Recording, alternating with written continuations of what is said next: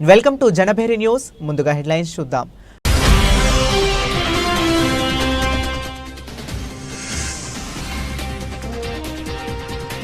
మేం రంగంలోకి దిగితే పరిస్థితి తీవ్రంగా ఉంటుంది.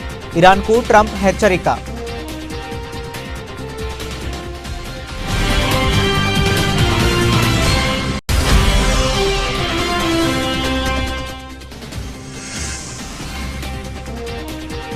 కెనడాలో G7 సదస్సు.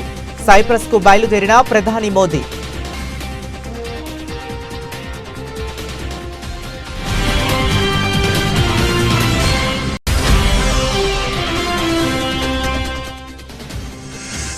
కేరళలోని వయనాడ్ కాంగ్రెస్ ఎంపీ ప్రియాంక గాంధీ వాద్రాకు చేదు అనుభవం.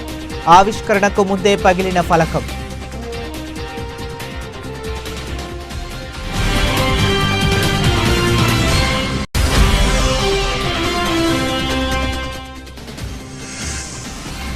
రాహుల్ గాంధీపై కేంద్ర మంత్రి గిరిరాజ్ విసుర్లు. దేశానికి వ్యతిరేకంగా మాట్లాడటమే రాహుల్ పని అంటూ ధ్వజం.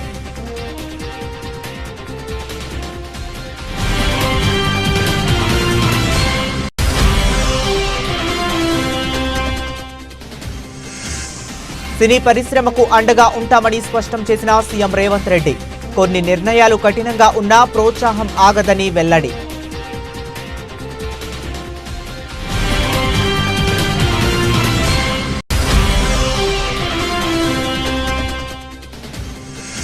ముఖ్యమైన ప్రజా సమస్యలపై దృష్టి పెట్టి పరిష్కరించండి. IVRS ప్రజాభిప్రాయ సేకరణపై సమీక్షలో సీఎం చంద్రబాబు.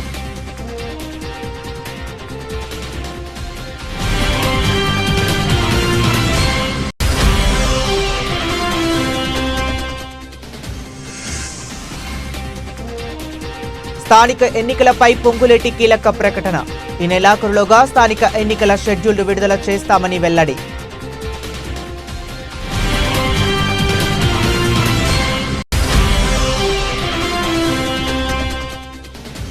అనకాపల్లి వైఎస్ఆర్సీపీ కార్యాలయంలో కూటమి ప్రభుత్వం ఏడాది పాలనా వైఫల్యాలపై పుస్తకావిష్కరణ. తమ నేతలపై అక్రమంగా కేసులు పెడుతున్నారని మండిపడ్డ మాజీ మంత్రి గుడివాడ అమర్నాథ్.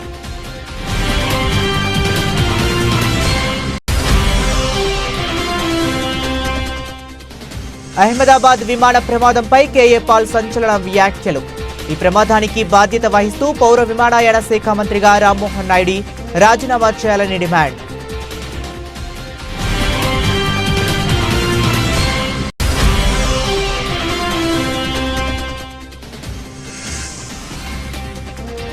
మంచు విష్ణు కన్నప్ప ట్రైలర్ విడుదల. కీలక పాత్రల్లో ప్రభాస్, మోహన్ లాల్, అక్షయ్ కుమార్ వంటి స్టార్లు.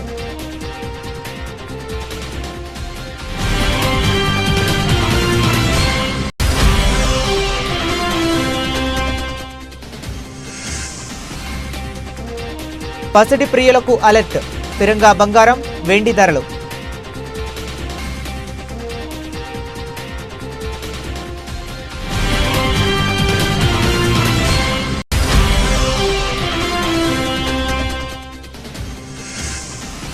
సర్ఫరాజ్ సంచలన ఇన్నింగ్స్. 76 బంతుల్లోనే 101 పరుగులతో విధ్వంసం.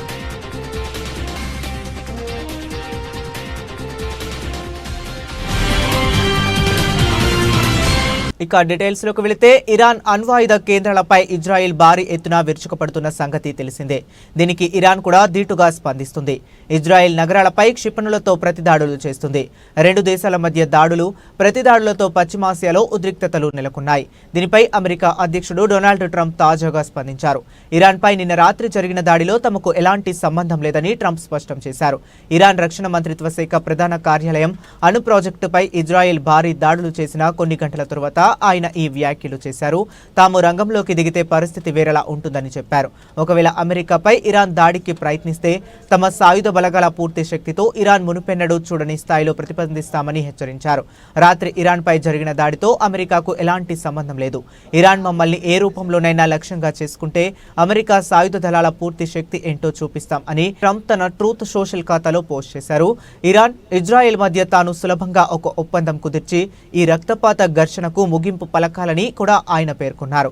ఇరాన్పై దాడుల నేపథ్యంలో ఈ రోజు ఓమన్లో జరగాల్సిన అమెరికా ఇరాన్ అణు చర్చలు రద్దయ్యాయి. ఇరాన్ తన అణు కార్యక్రమం అమెరికాతో ఒప్పందం చేసుకోవాలని, లేకపోతే ఏమీ మిగలదని ట్రంప్ ఇటీవలే హితవు పలికారు. రెండు దేశాల పర్యటన నిమిత్తం భారత ప్రధాని నరేంద్ర మోదీ నేరు బయలుదేరి వెళ్లారు. ఈ పర్యటనలో భాగంగా ఆయన తొలుత సైప్రస్లో పర్యటిస్తారు.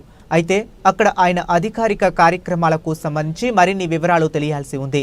అక్కడ పర్యటన ముగిసిన అనంతరం కెనడాకు బయలుదేరి వెళ్తారు. కెనడాలో మంగళవారం జరగనున్న G7 గ్రూప్ ఆఫ్ 7 దేశాల కూటమి శిఖరాగ్ర సమావేశంలో మోదీ పాల్గొంటారు. ప్రపంచంలోని 7 ప్రధాన పారిశ్రామిక దేశాలైన Canada, France, Germany, Italy, Japan, United Kingdom, United States సభ్యులుగా ఉన్న ఈ కూటమి సమావేశంలో పలు అంతర్జాతీయ, ఆర్థిక, రాజకీయ అంశాలపై చర్చలు జరగనున్నాయి. ఈ పర్యటనకు సంబంధించిన పూర్తి షెడ్యూల్డ్, చర్చించబోయే అంశాలపై త్వరలో మరింత స్పష్టత వచ్చే అవకాశం ఉంది. కేరళలోని వయనాడ్ కాంగ్రెస్ ఎంపీ ప్రియాంక గాంధీ వాద్రాకు శనివారం చేదు అనుభవం ఎదురైంది. ఆమె పయ్యంపల్లి గణంతరవాడిలో పురపాలక సంఘం భవనానికి శంకుస్థాపన చేయడానికి వచ్చినప్పుడు ఇది జరిగింది. ఈ కార్యక్రమం కోసం ఏర్పాటు చేసిన వేదికపై ఉన్న ఓ నామఫలకం, నేమ్ ప్లేట్ను ఆమె ఆవిష్కరించాల్సి ఉంది. కానీ ఆవిష్కరించడానికి ముందే అది హఠాత్తుగా కింద పడిపోయి పగిలిపోయింది. దీంతో ఆమె అవాక్కయ్యారు. ఈ ఘటన పట్ల ఆమె దిగ్భ్రాంతి వ్యక్తం చేశారు. ఈ వీడియో ప్రస్తుతం సామాజిక మాధ్యమాల్లో చక్కర్లు కొడుతుంది.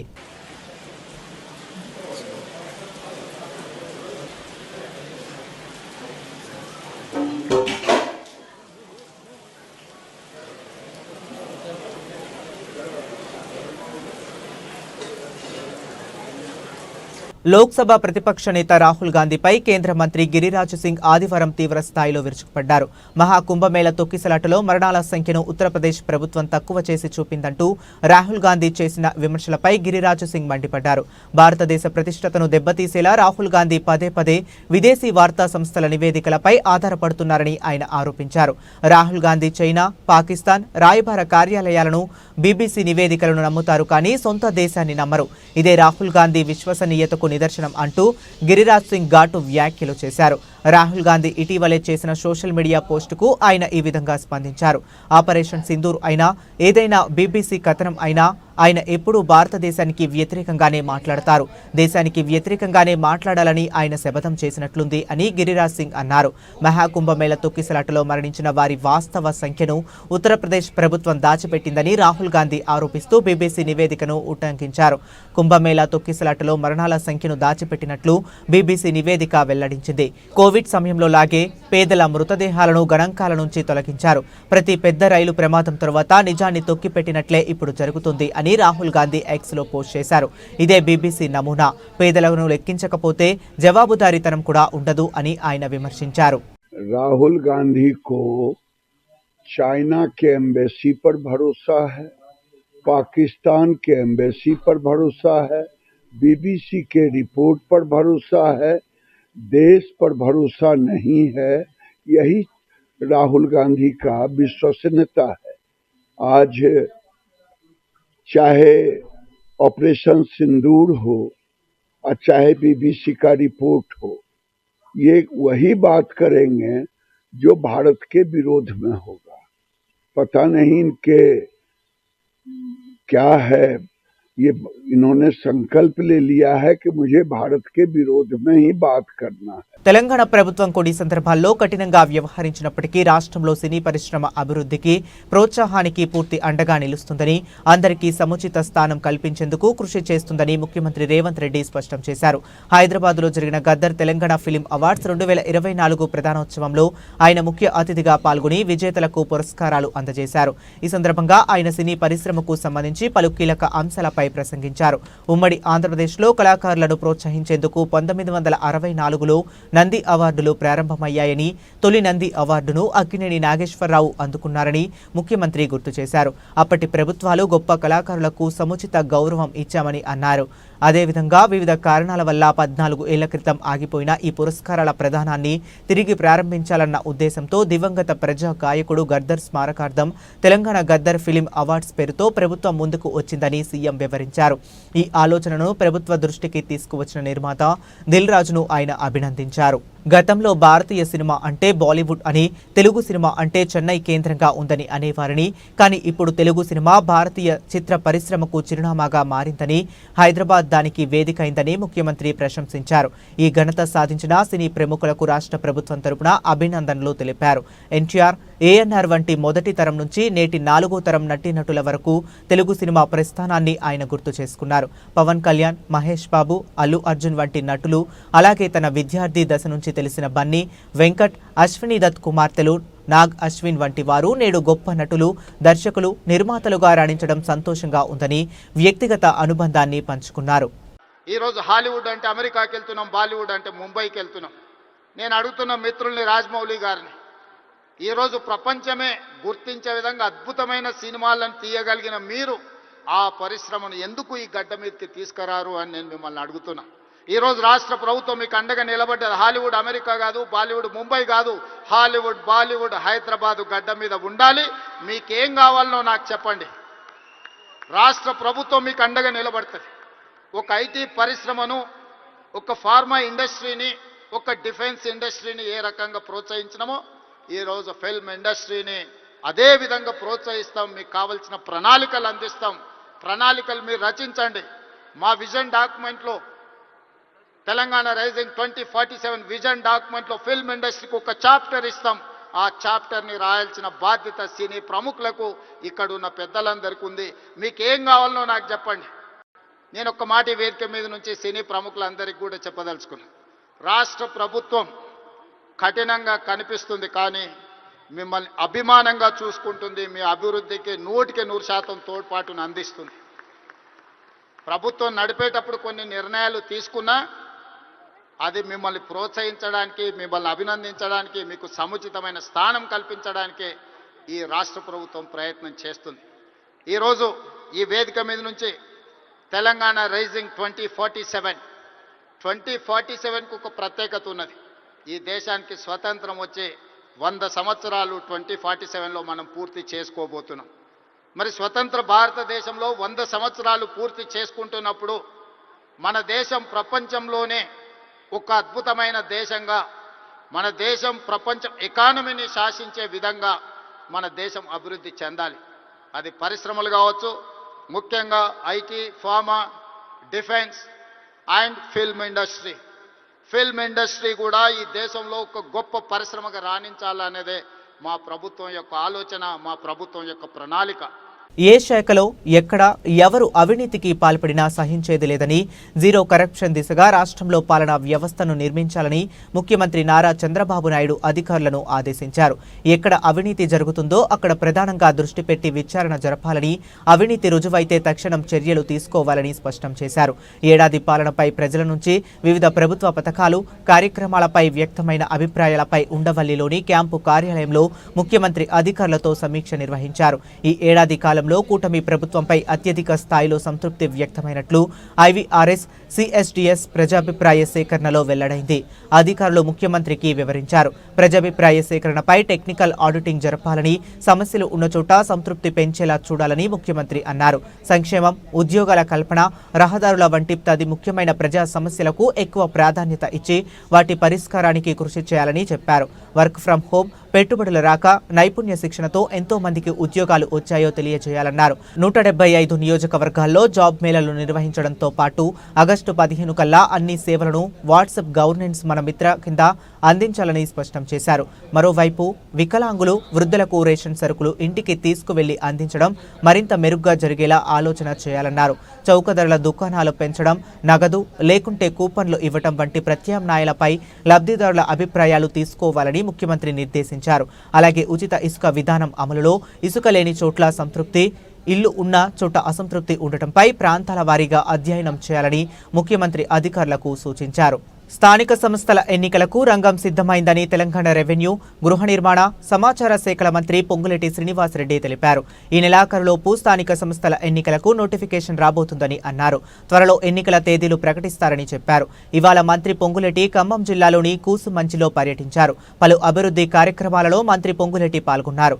అనంతరం కూసుమంచి ఎమ్మెల్యే క్యాంపు కార్యాలయంలో ముఖ్య నాయకులకు పలు కీలక అంశాలపై దిశానిర్దేశం చేశారు. స్థానిక సంస్థల ఎన్నికలపై రేపటి కేబినెట్ సమావేశం సమావేశంలో నిర్ణయం తీసుకుంటామని అన్నారు. తొలుత ఎంపీటీసీ, జెడ్పీటీసీ ఎన్నికలు జరుగుతాయని వెల్లడించారు. అనంతరం సర్పంచ్, మున్సిపల్ ఎన్నికలు ఉంటాయని పేర్కొన్నారు. మంత్రి పొంగులేటి శ్రీనివాసరెడ్డి గ్రామాల్లో నాయకుల మధ్య సఖ్యత ఉండాలని మంత్రి పొంగులేటి శ్రీనివాసరెడ్డి చెప్పారు. నాయకులు, నేతలు ఎవరైనా ప్రజా సమస్యల పరిష్కారానికి మొదటి ప్రాధాన్యం ఇవ్వాలని కోరారు. ఎన్నికలు రావటానికి మరో 15 రోజుల గడువు మాత్రమే ఉందని అన్నారు. కాబట్టి ఆయా గ్రామాల్లో చిన్న చిన్న లోటుపాట్లు ఉంటే వాటిని సరిదిద్దుకొని ఎన్నికలకు సిద్ధం అవ్వాలని సూచించారు. రిజర్వేషన్ల ఆధారంగా ఎన్నికల్లో గెలిచే అవకాశాలు ఎక్కువ ఉన్నా అభ్యర్థులను మాత్రమే ఎంపిక చేస్తామని స్పష్టం చేశారు. మంత్రి పొంగులేటి శ్రీనివాసరెడ్డి రాబోయే వారం రోజుల్లోనే అర్హులైన రైతు సోదరులందరికీ కుంట నుంచి ఎన్ని ఎకరాలు ఉంటే అన్ని ఎకరాల వరకు రైతు భరోసా ఇస్తామని మంత్రి పొంగులేటి శ్రీనివాసరెడ్డి వెల్లడించారు. సన్నాలకు రైతు బోనస్ వారి బ్యాంకు ఖాతాల్లో జమ చేస్తామని అన్నారు.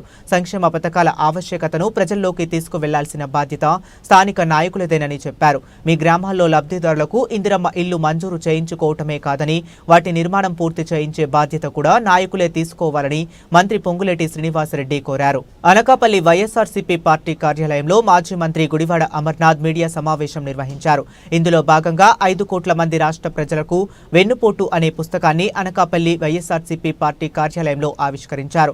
ఈ సందర్భంగా గుడివాడ అమర్నాథ్ మీడియాతో మాట్లాడుతూ వైఎస్ఆర్సీపీ పార్టీ అధినేత జగన్మోహన్ రెడ్డి ఆదేశాల మేరకు గడిచినటువంటి సంవత్సర కాలం కూటమి ప్రభుత్వం అధికారంలోకి వచ్చిన తరువాత రాష్ట్రంలో జరిగిన అన్యాయాలు, అక్రమాలు, కూటమి ప్రభుత్వ పనితీరు, ఎన్నికల ముందు వారు ఇచ్చినటువంటి హామీలు, చేసిన మోసాలపై ప్రజలకు సమాచారం అందిస్తూ వైఎస్ఆర్సీపీ పార్టీ ఒక పుస్తకాన్ని రాష్ట్ర కార్యాలయంలో విడుదల చేసిందన్నారు.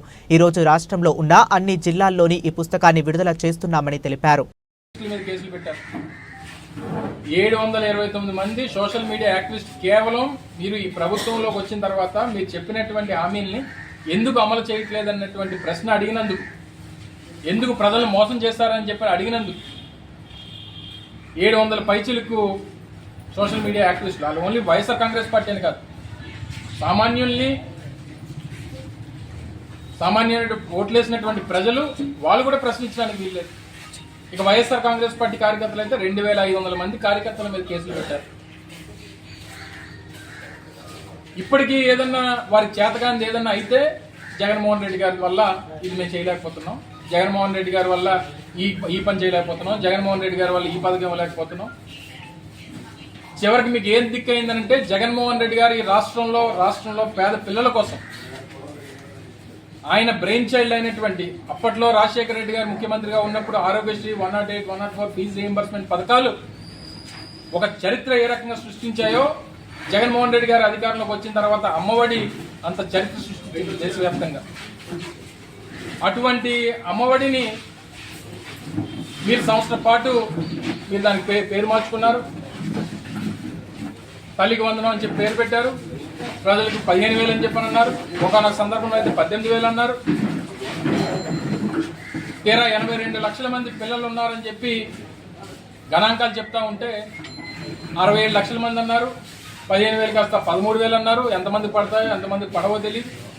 దానికోసం మా పంచాయతీల్లో ఉన్నటువంటి నిధులన్నింటినీ కూడా మళ్లించేశారు.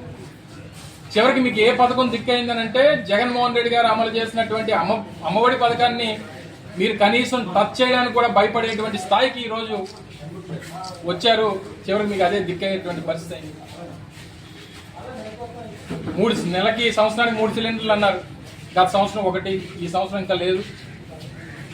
నిరుద్యోగ వృత్తి 20 లక్షల మంది చదువుకున్నటువంటి యువతకి 3,000 రూపాయలు చెప్పిన నిరుద్యోగ వృత్తి అన్నారు, నెలకు 600 కోట్లు. గత సంవత్సరం లేదు, ఈ సంవత్సరం దాని గురించి చూసే లేదు. ఇక మా మహిళలకు సంబంధించి అయితే 1,500 రూపాయలు నెలకి ఆడబిడ్డ నిధి అని చెప్పి 1,500 అన్నారు. దానికి అడిగితే దేనికో లింక్ చేశాను అంటున్నాడు. నిరుద్యోగ వృత్తి అని అంటే స్కిల్ డెవలప్మెంట్కి లింక్ చేశాను అంటున్నాడు. మిగిలిన స్కీములు ఏంటంటే అన్ని స్కీములు ఇచ్చేసామని అంటున్నాడు. ఫ్రీ బస్ అంటే మళ్ళీ కొత్త హామీ, మళ్ళీ ఆగస్టు 15 అంటున్నాడు. అంటే ఈ స్కీములు మీరు అధికారంలోకి వచ్చిన తర్వాత కూడా మళ్ళీ ఇంకా హామీలు వేస్తారా, లేకపోతే అధికారంలోకి వచ్చిన తర్వాత హామీలు అమలు చేస్తారా? అహ్మదాబాద్లో జరిగిన ఎయిర్ ఇండియా విమాన ప్రమాదంపై ప్రజాశాంతి పార్టీ అధ్యక్షుడు కేఏ పాల్ సంచలన వ్యాఖ్యలు చేశారు. ఈ విమాన ప్రమాదానికి బాధ్యత వహిస్తూ పౌర విమానయాన శాఖ మంత్రిగా రాజీనామా చేయాలని డిమాండ్ చేశారు. విమానయాన శాఖ ఎంతో క్లిష్టమైనది. చిన్నవాడైన రామ్మోహన్ నాయుడుకి ఏవియేషన్పై అవగాహన లేదని అన్నారు. రామ్మోహన్ ఒక్క గంట కూడా విమానయాన రంగం గురించి చదవలేదని పేర్కొన్నారు. అందుకే రామ్మోహన్ నాయుడుని బర్తరఫ్ చేసి ఏవియేషన్పై అనుభవం ఉన్న ఎంపీకి విమానయాన శాఖ బాధ్యతలు అప్పగించాలని ప్రధాని మోదీని కోరారు. రామ్మోహన్ నాయుడుతో తనకు వ్యక్తిగత గొడవలు ఏమీ లేవని కేఏ పాల్ స్పష్టం చేశారు. ఆయనకు కేబినెట్తో ఇంకా వేరే పదవి రావాలని కోరుకుంటున్నానని అన్నారు. కానీ భారత ప్రతిష్టతను దృష్టిలో ఉంచుకుని విమానయాన శాఖ మంత్రి పదవి నుంచి రామ్మోహన్ నాయుడుని తొలగించాలని కోరారు. ప్రధాని మోదీపై అనేక దేశాల నుంచి ఒత్తిడి రాకముందే రామ్మోహన్ నాయుడు రాజీనామా చేయాలని డిమాండ్ చేశారు. I am still shocked and praying for all those 241 precious lives, including the Indians, 169 British, 53 Portuguese, Canadian and Indian crew on Air India flight almost 70 hours ago in Ahmedabad. This Air India flight 171 crash raised alarming questions all over the world because it is one of the greatest international tragedy in the world. But the international community is raising questions why India is not taking seriously this matter. When Lal Bahadur Shastri as a railway minister in 1950 under Prime Minister Nehru, for a minor incident immediately resigned. When the coalition didn't want, Prime Minister Devagowda, one of the most respected Prime Minister in 1997, immediately resigned. Likewise, Prime Ministers, Chief Ministers, Cabinet Ministers have all resigned. And why the Aviation Minister yesterday defending himself and calling in his press meet, we have to investigate Boeing. Mr. Rammohan Naidu, I know you since you were 3 years old. Your dad brought you to pray for you since the beginning. I want the best post and brightest future for you. But you are not fit 1% to be aviation minister.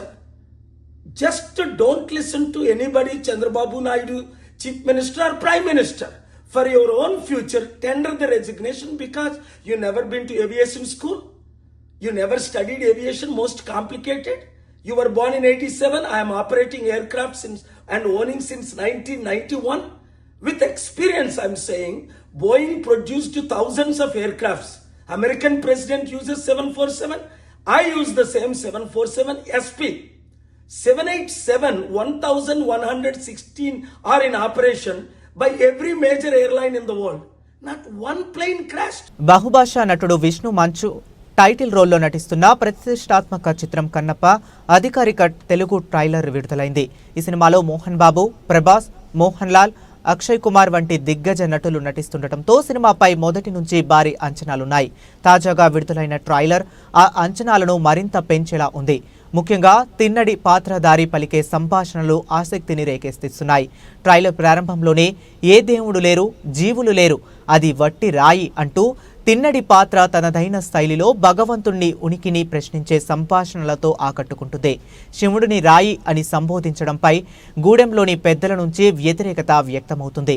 శివుడిని రాయి అంటావా, రాయిని రాయనక ఏమంటారు వంటి సంభాషణలు కథలోని సంఘర్షణను స్పష్టం చేస్తున్నాయి. ఆ తరువాత కాలంలో ఈ వాయులింగ రహస్యం కాపాడటానికి నా ప్రాణాలు సైతం అర్పిస్తాను.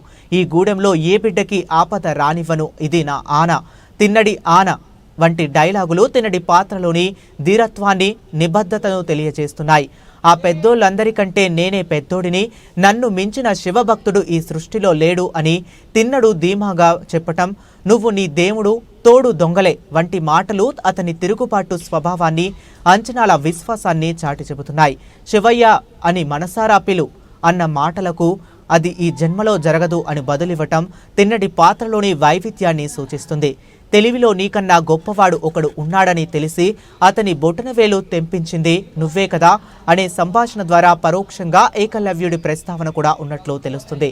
మొత్తం మీద ట్రైలర్ ద్వారా కన్నప్ప చిత్రం ఒక గొప్ప శివభక్తుడి కథను భారీ హంగులతో బలమైన భావోద్వేగాలతో తెరకెక్కిస్తున్నట్లు స్పష్టమవుతుంది.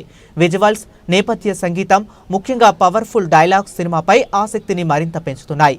విష్ణు మంచుతో పాటు మోహన్ బాబు, ప్రభాస్, మోహన్ లాల్, అక్షయ్ కుమార్ వంటి హేమ హేమీలు నటిస్తుండటంతో ఈ సినిమా భారతీయ సినీ చరిత్రలో ఒక ప్రత్యేక చిత్రంగా నిలిచిపోతుందని అభిమానులు ఆశిస్తున్నారు. బంగారం ధరలకు మరోసారి రెక్కలు వచ్చాయి. తగ్గుతుంది కదా అని సంతోషపడేలోపు ఊహించని షాక్ ఇచ్చాయి. స్వచ్ఛమైన 24 క్యారెట్ల బంగారం ధర మళ్లీ 1,00,000 దాటింది. 10 రోజుల క్రితం 96 నుంచి 97,000 రూపాయల మధ్య ట్రేడ్ అయింది. 2-3 రోజుల్లో సీజ్ మొత్తం మారిపోయింది. ఒక్కసారిగా పైకి ఎగబాకింది. బంగారం కొనాలనుకునే వారికి మళ్లీ కష్టాలు మొదలయ్యాయి. 22 క్యారెట్ల బంగారం కూడా 90,000 రూపాయల పైన ట్రేడ్ అవుతుంది. ఈ ధరలు మరింత పెరిగే అవకాశం ఉంది.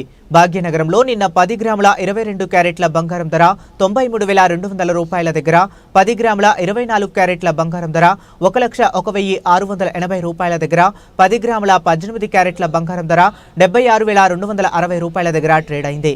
ఇక ఈ రోజు బంగారం ధరలు పెరగలేదు, తగ్గలేదు. 10 గ్రాముల 24 క్యారెట్ల బంగారం ధర 1,01,680 రూపాయల దగ్గర, 10 గ్రాముల 22 క్యారెట్ల బంగారం ధర 93,200 రూపాయల దగ్గర, 10 గ్రాముల 18 క్యారెట్ల బంగారం ధర 76,260 రూపాయల దగ్గర ట్రేడ్ అవుతుంది. నెల రోజుల క్రితం వరకు బంగారం ధరలతో సంబంధం లేకుండా వెండి ధరలు ప్రతిరోజు ఎంతో కొంత తగ్గుతూ వచ్చాయి. కానీ గత 10 రోజుల నుండి వెండి ధరలు కూడా అనుకోని షాక్ ఇస్తున్నాయి, పెరుగుతూ పోతున్నాయి. నిన్న హైదరాబాద్ నగరంలో 100 గ్రాముల వెండి ధర 12,000 దగ్గర ట్రేడ్ అయింది. కేజీ వెండి ధర 1,20,000 దగ్గర ట్రేడ్ అయింది. ఈ రోజు వెండి ధరలు పెరగలేదు, తగ్గలేదు. 100 గ్రాముల వెండి ధర నేడు 12,000 దగ్గర ట్రేడ్ అవుతుంది. కేజీ వెండి ధర 1,20,000 దగ్గర ట్రేడ్ అవుతుంది. Team India young batter Sarfaraz Khan చెలరేగిపోయాడు. ఇండియా మధ్య జరుగుతున్న ఇంట్రా స్క్వాడ్ మ్యాచ్లో సంచలన ఇన్నింగ్స్ ఆడాడు సర్ఫరాజ్. 76 బంతుల్లోనే 101 పరుగులతో విధ్వంసం సృష్టించాడు. ఇందులో 15 బౌండరీలు, 2 భారీ సిక్స్లు ఉన్నాయి. 4లు, 6ల ద్వారానే 72 పరుగులు చేశాడు సర్ఫరాజ్. సెంచరీ తర్వాత కూడా అతడు అవుట్ కాలేదు. ఇతర బ్యాటర్లకు అవకాశం ఇవ్వాలనే ఆలోచనతో రిటైర్డ్ అవుట్గా వెనుతిరిగాడు. ఈ నాక్తో విమర్శకులతో పాటు సెలెక్టర్లకు సర్ఫరాజ్ ఇచ్చిపడేశాడని నెటిజన్స్ అంటున్నారు.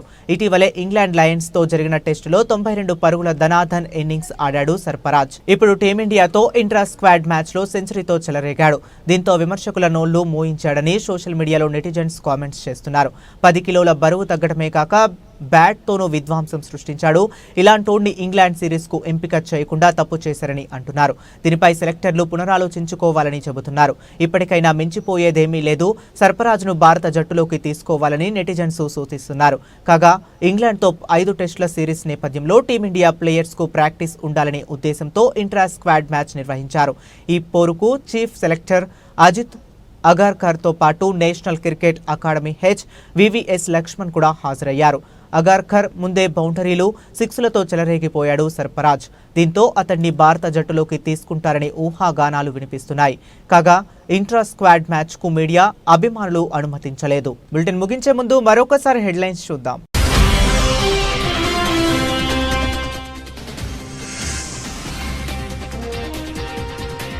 మేం రంగంలోకి దిగితే పరిస్థితి తీవ్రంగా ఉంటుంది. ఇరాన్కు ట్రంప్ హెచ్చరిక.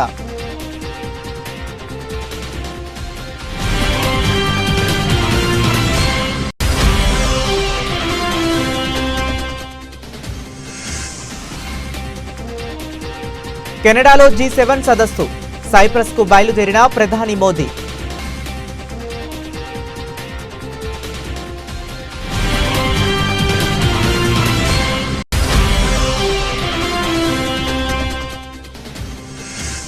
కేరళలోని వయనాడ్ కాంగ్రెస్ ఎంపీ ప్రియాంక గాంధీ వాద్రాకు చేదు అనుభవం. ఆవిష్కరణకు ముందే పగిలిన ఫలకం.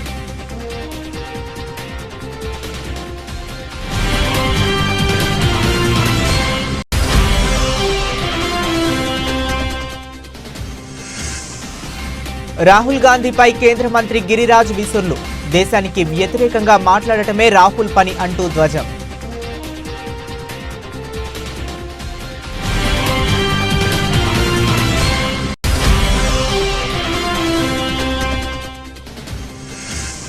సినీ పరిశ్రమకు అండగా ఉంటామని స్పష్టం చేసిన సీఎం రేవంత్ రెడ్డి. కొన్ని నిర్ణయాలు కఠినంగా ఉన్నా ప్రోత్సాహం ఆగదని వెల్లడి.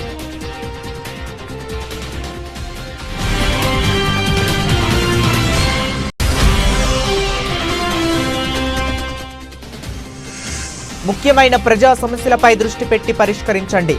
ఐవీఆర్ఎస్ ప్రజాభిప్రాయ సేకరణపై సమీక్షలో సీఎం చంద్రబాబు.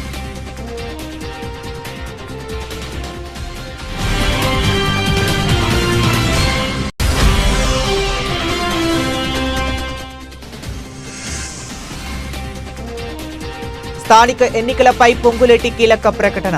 ఈ నెలాఖరులోగా స్థానిక ఎన్నికల షెడ్యూల్ విడుదల చేస్తామని వెల్లడి.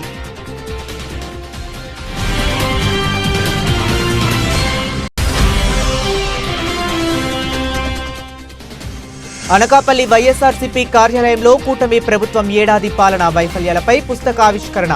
తమ నేతలపై అక్రమంగా కేసులు పెడుతున్నారని మండిపడ్డ మాజీ మంత్రి గుడివాడ అమర్నాథ్.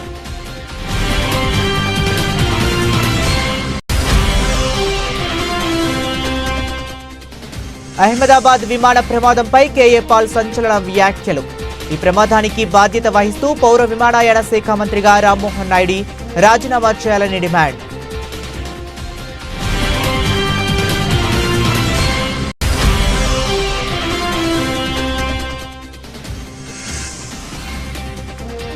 మంచు విష్ణు కన్నప్ప ట్రైలర్ విడుదల. కీలక పాత్రల్లో ప్రభాస్, మోహన్ లాల్, అక్షయ్ కుమార్ వంటి స్టార్లు.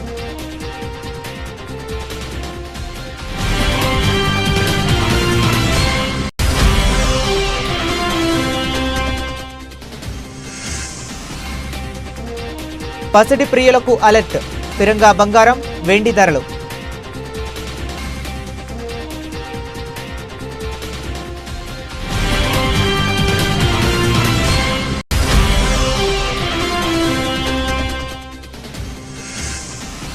సర్ఫరాజ్ సంచలన ఇన్నింగ్స్. 76 బంతుల్లోనే 101 పరుగులతో విధ్వంసం.